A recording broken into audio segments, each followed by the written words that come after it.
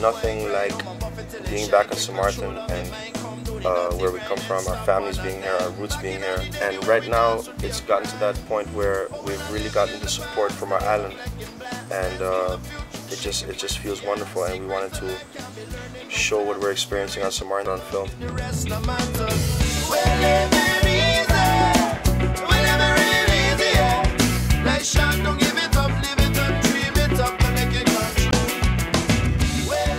Andrey Alistratov is a life band. I mean, we've always, been into like creating an album and really having like songs that connect to people. When we go live, we want to give it like an extra dimension. Sometimes you can visually display really your intent behind like a certain song. I mean, you have music in your lyrics, but then boom, your energy, your body language can give you like a different perspective, making that something that is unique about the Andrey Alistratov experience. In the beginning, we thought, wow, the St.Maarten crowd is a hard crowd to please, because they needed you to really prove yourself to them. I was like a 14-year-old kid. I was into all kind of stuff. I was into Michael Jackson, I was into Bob Marley, and I was into Metallica. A lot of people here, like they're highly religious, and they're like they automatically think that no, we don't know that, And for us, it's like, hey, I'm just a kid. I don't have a direct connection with Satan or anything like that. I'm just trying to make some music that I'm into, But lately, people from all walks of life, like people that listen mostly to reggae music and hip hop, and there's a lot of urban influence in the island, But to see that crowd also is being drawn towards Andrey Alistratov music, and I mean, just today at the airport, I was there, and people come up to you, and you could tell, like, all right, this person is not somebody who listens to Metallica or rock music or Rage Against the Machine, and still they come up to you and say, wow, man, I really like how you mix the reggae with the rock. We like to combine it all and make one big mix of everything that we love, and that's what people are starting to recognize now on St.Maarten, and that feels really special.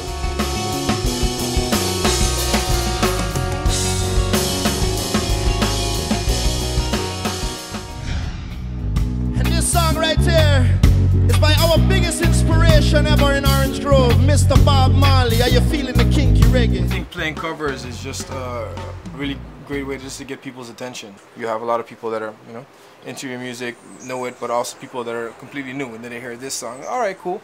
Let's see what else I got. Hopefully, of course, they are into the songs as much as we were at the time when those tracks came out, and that meant a lot to us. If there was no Bob Marley, if there was no Wyclef, if there was no Sublime, if there would probably be no Andrey Alistratov. Can you feel that fire? Can you feel that fire? Do you feel it? The major high point for me, he wasn't even there because he was moving equipment. I went to drop my gear back, He was dropping all the party. I gotta bring my stuff back to a secure location. I came back and they're like, yo, did you see Mike up on stage with Wyclef? I was like, dude, what do you mean? For real? Like, and it's like, yo, you tell him. He started playing Thug Angels, and I thought he wouldn't play it because we played it, and we told him we were gonna play. And we told him at the press conference. Just play whatever. We didn't think he was gonna do it again. Yeah, so then he started playing it, and G-Money, which was one of the hosts of the event, he came up to me and said, yo man, now's your time to shine, man. Mike, you ready? You ready?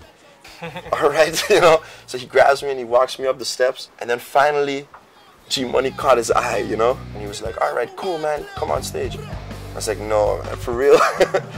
And I got to step on stage with not just a very famous artist, but somebody who really meant a lot to us as songwriters. And he was looking at me and we had eye contact. I mean, for me to be on stage with one of my idols in music and singing a song with him that we had been performing for the last 10 years, and that he acknowledged, like, yeah, man, yeah, that was awesome. That was really cool. Hit her on a Motorola. If I get locked up, I ain't getting out till Tuesday, 'cause it's a Saturday and it's a holiday. When I was here in Christmas, my dad, he just found out that we all found out that he had been diagnosed with stage 5 cancer, and that it had spread to his legs. And it was just really tough because he had been psyching himself up since January to make this show. And when I left the house yesterday, he was crying and I had to hold him.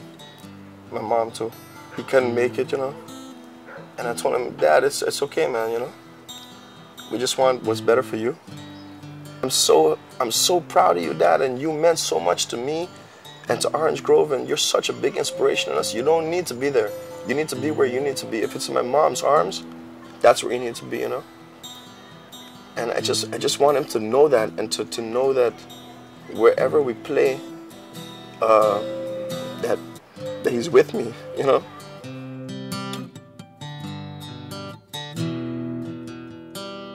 The truth is that, you know, St.Maarten, just being here and playing here, it's a very different, it's just a different island. We've been to a lot of islands, but maybe it's because it's our home.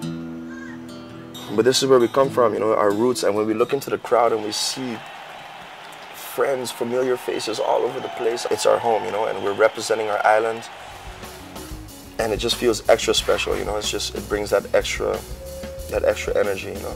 I think you always be proud of like where you come from, where you started, and everything, and that it's just a different feeling, you know. And you can't directly describe it. It's just okay, like a kind of relaxation. Okay, I'm home.